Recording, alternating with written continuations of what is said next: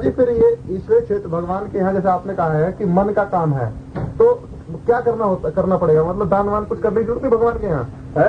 भगवान के लिए जो कोई सेवा या कुछ भी करने की जरूरत है? अभी आप कह रहे थे कि देवताओं के यहाँ बाकी सब एरिया में तो कर्म कांड या दान पुण्य ये सब चलेगा, मन का कोई उसमें वो असर नहीं आएगा। ईश्वर क्या आएगा? पर्सनैलिटी के प्रति करोगे उसी पर्सनैलिटी का फल मिलेगा। तुम्हारी भावना कितनी अच्छी हो चाहे बुरी हो, ये नहीं देखा जाएगा। कर्मकांड में ये पक्का नियम है।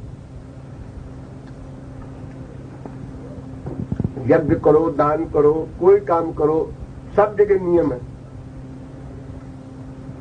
लेकिन महाराज जी ऐसा लगता है हम कुछ कर ही नहीं रहे, मतलब एक डर सा रहता है ना कि ना मंदिर जाते हैं, ना कहीं सत्संग में जा रहे हैं, ना कुछ कर रहे हैं। एक लगता है कि हम क्या करें भगवान के लिए। तो क्यों नहीं करते?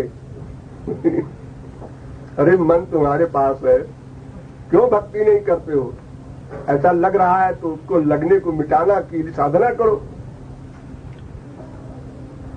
पिछली बार एक अगर सचमुच की फीलिंग हो तो करना पड़ेगा, तो करेगा। और फीलिंग कमजोर है तो फिर वो उसको अंदर से उसको दुख हुआ ही नहीं कि मैं कुछ नहीं कर रहा हूँ। हमारी खाली भजन ही गा लिया या मतलब भगवान ने चिंतन कर लिया, यही सब कुछ है या कुछ और भी इसके अलावा कुछ करे? चिंतन मान लो ईश्वर चिंतन, कोई पद गा लिया या कोई। अरे नवधा भक्ति जो भगवान की है वही तो करना है, और साधना क्या होती है? नहीं कहीं जैसे यात्रा पे जाना या कहीं दान करना या कहीं यज्ञ करना, ये कुछ भी यात्रा वात्रा से मतलब नहीं है ईश्वर के यहाँ। हाँ तो मन का प्रेम चाहिए, बहिरंग चीजें वो नहीं देखता। एक बार भगवान का नाम भी मत लो, प्रेम हो जाए, कंप्लीट सरेंडर हो जाए, बस इतना सा देखता है भगवान। और चारों धाम घूमो और शरणागत न रहो, कोई भी धर्म कर्म करो, 7/0/100। उपासना मन को करनी है। केवल भगवान और उनका जन महापुरुष दो में कहीं भी अटैचमेंट हो, अगर भगवान में है तो गुरु में अवश्य हो, अगर गुरु में है तो भगवान में हो या न हो, दोनों चलेगा। लेकिन हरिजन के अलावा कहीं भी मन का अटैचमेंट हुआ तो माया का एरिया है, खतरा है।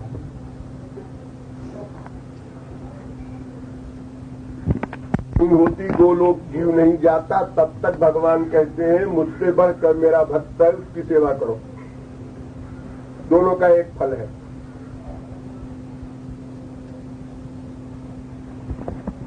और अगर किसी को महापुरुष भी न मिला हो तो फिर भगवान के आगे रो करके पुकारो कि हमको कोई महापुरुष से मिलाओ, हमारी श्रद्धा हो उसके प्रति और हम उसकी सेवा करें तो आप प्रसन्न हो।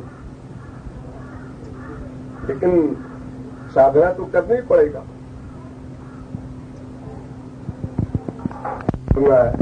जो सही काम है वो करना है।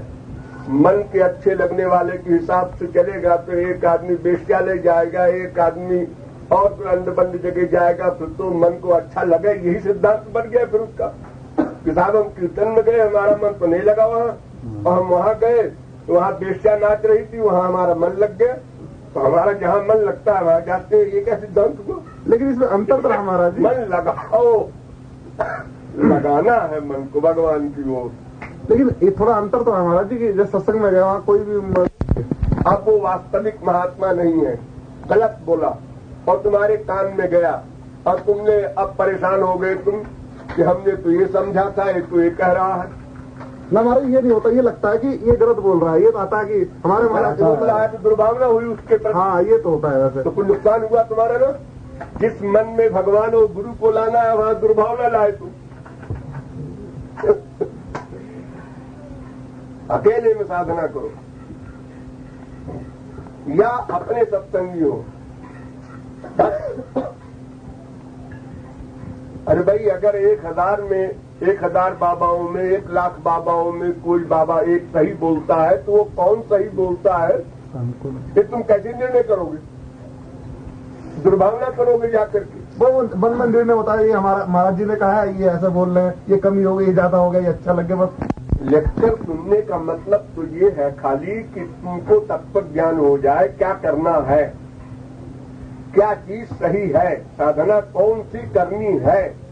जब साधना मालूम हो गई, अब साधना करना है, अब क्या सुनना है लेक्चर। अब लेक्चर सुनने की जरूरत ही नहीं कोई। खाना बनाने का जो पाक शास्त्र का कोर्स था वो कर लिया, अब बनाओ, भूख मिटाओ, खाली किताबें पढ़ा करोगे। और वो किताब थी 1,00,000 में एक सही हो, कहीं गलत किताबें पढ़ो और खोपड़ी में कंफ्यूजन पैदा हो, टेंशन हो, फिर अपने गुरु जी को चिट्ठी लिखो। ये सब नाटक क्यों मुसीबत मोल लो। ये तो है नहीं कि भगवान मंदिर में है, अरे भगवान तो सभी जगह है, ये तो गधा भी जानता है। तो हम कहीं भी बैठ के साधना कर सकते हैं। क्या करना है साधना, ये जानना सबसे आवश्यक है। ये जान लेने के बाद करना है।